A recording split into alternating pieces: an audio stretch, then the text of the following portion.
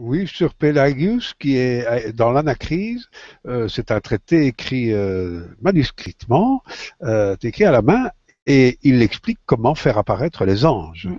Donc on arrive directement dans la théurgie. Évidemment, au XXe siècle, les gens ne croient plus aux anges, mais c'est normal, parce qu'il n'y a plus beaucoup de saint Thomas. Et donc, quand les gens ne voient plus quelque chose, ils n'y croient plus. Il suffirait que quelqu'un puisse en montrer, et on se rendrait compte à ce moment-là que les anges ont réellement des ailes, mais n'oublions pas que les ailes poussent sur la colonne vertébrale. Or, la colonne vertébrale a à sa base le sacrum. Le sacrum, ce sont 5 vertèbres humiliées qui sont écrasées à la base de la colonne vertébrale, et c'est évidemment là que se trouve le secret de l'homme, dans les os. Donc, vous voyez bien à quel point c'est matériel. C'est dans les os que se trouve la matière première de l'or des philosophes. Euh, Ces eaux humiliées dont on parle très bien dans le rituel catholique, par exemple, on chante Exulta Domino Rossa Humiliata, que l'on interprète toujours pour être les eaux qui pourrissent dans la tombe. En réalité, ce sont des eaux humiliées qui sont écrasées, et c'est pas pour rien qu'on appelle cela le sacrum, la vertèbre sacrée. C'est de là que doit partir un nouveau corps. Et ce nouveau corps est évidemment assez semblable à la Kundalini des hindous. C'est l'uréus qui remonte jusqu'à l'occiput du pharaon. C'est le serpent enroulé. On peut l'expliquer de différentes manières, mais il est évident que tout cela a trait au mystère de l'hermétisme.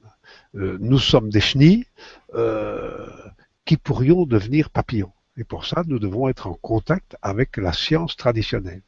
Et Dorn, à mon avis, à mon humble avis, hein, je n'affirme pas, mais bon, c'est mon opinion, Dorn est, comme tous ceux qui l'ont précédé, quelqu'un qui a trouvé ce secret, et donc il ne fait que le voiler en innombrables commentaires, en innombrables images, dans lesquelles on mélange le vrai, on mélange le faux, etc., etc., et puis on parle en parabole. Je peux vous donner un tout petit exemple de cette manière subtile de parler quand il commente la table d'émeraude. Nous lisons Allez-y. toujours dans la table d'émeraude, hein, il est vrai, certain, sans mensonge, certain et très véritable, que ce qui est en haut est comme ce qui est en bas, etc. Eh bien, Dorn fait remarquer que il est vrai sans mensonge, ça ne signifie rien. C'est un pléonasme. Si quelque chose est vrai, évidemment qu'on ne ment pas. Alors c'est comme si on disait, je vous assure, ce que je vous dis est vrai, je ne mens pas. Non, c'est pas ça du tout. Cela veut dire que le vrai, ici-bas, est toujours mêlé de son mensonge.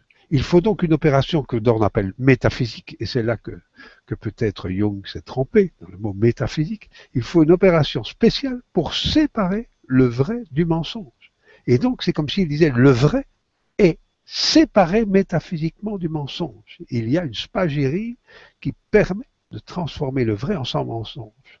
Et à ce moment-là, on est certain, il devient localisé, il a un lieu, parce que certain veut dire localisé, et très véritable, c'est-à-dire qu'il passe après à un stade encore plus pur. Je vous rappelle que le mot vrai vient de ver, véris, de printemps, que la vérité, lorsqu'elle descend sur Terre, c'est quand le soleil frappe perpendiculairement à la Terre. Le problème, c'est qu'on n'arrive pas à la fixer dans son aimant.